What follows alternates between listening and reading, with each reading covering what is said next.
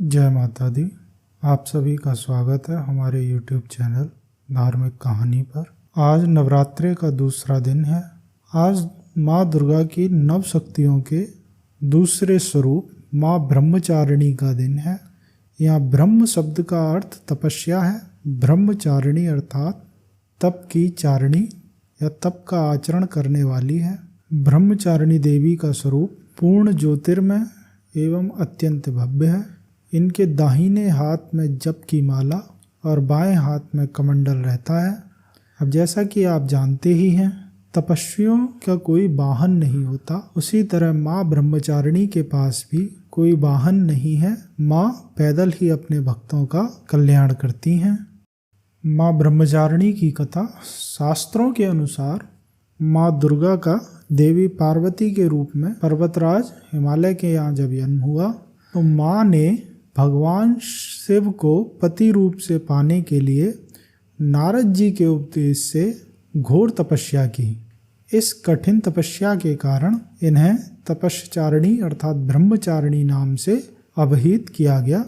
अब माँ ने 1000 वर्ष तक केवल फल फूल खाकर बिताए और 100 वर्षों तक केवल जमीन पर रहकर साख पर निर्वाह किया। कुछ दिनों तक कठिन उपवास रखे और खुले आकाश के नीचे वर्षा और धूप के घोर कष्ट सहे। 3000 वर्षों तक टूटे हुए बिल्व पत्र खाए और भगवान शंकर की आराधना करती रहीं। इसके बाद तो उन्होंने सूखे बिल्व पत्र भी खाना छोड़ दिया। अब कई हजार वर्षों की निर्जल और निराहार रहकर तपस्या करते रहे।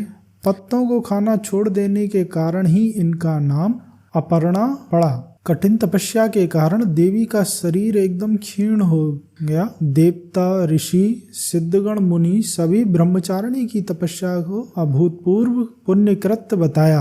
अब देवी ने जब वहाँ तपस्या कर रही थी तब एक बार उनकी माता मैना देवी अत्यंत दुखी हुई और उन्हें इस कठिन अवस्था से विरक्त करने के लिए उन्हें आवाज़ दी या उन्हें देखकर उनके मुंह से उमा शब्द निकला और इसलिए ब्रह्मचारिणी का एक नाम उमा भी पड़ गया। जब इनकी तपस्या से तीनों लोकों में हाहाकार मच गया तब अंत में पितामह ब्रह्मा ने आकाशवाणी के द्वारा उन्हें संबोधित करते हुए प्रसन्न स्वर में कहा, हे देवी, आज तक किसी ने भी ऐसी कठोर तपस्या नहीं की जैसी तुमने की है। तुम्हारे इस अलौकिक कृत्य की चारों ओर सराहना हो रही है।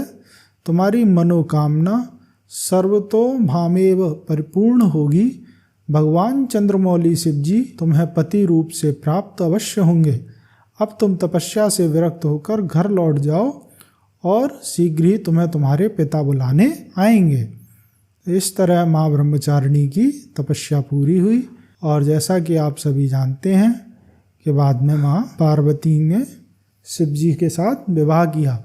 माँ ब्रह्मचारिणी भी पार्वती का एक स्वरूप ही हैं। माँ ब्रह्मचारिणी को गुड़हल और कमल का फूल चढ़ाएं और पूजा के दौरान माँ को दूध से बनी व्यंजन या दूध से बनी मिठाइयाँ अर्पित करें। माँ ब्रह्मचारिणी का मंदिर काशी में है और ऐसी मान्यता है कि माँ के दर्शन करने से संतान सुख मिलता है, साथ ही वह भक्तों की हर मनोकामना पूरी करती हैं। आज की कहानी में बस इतना ही।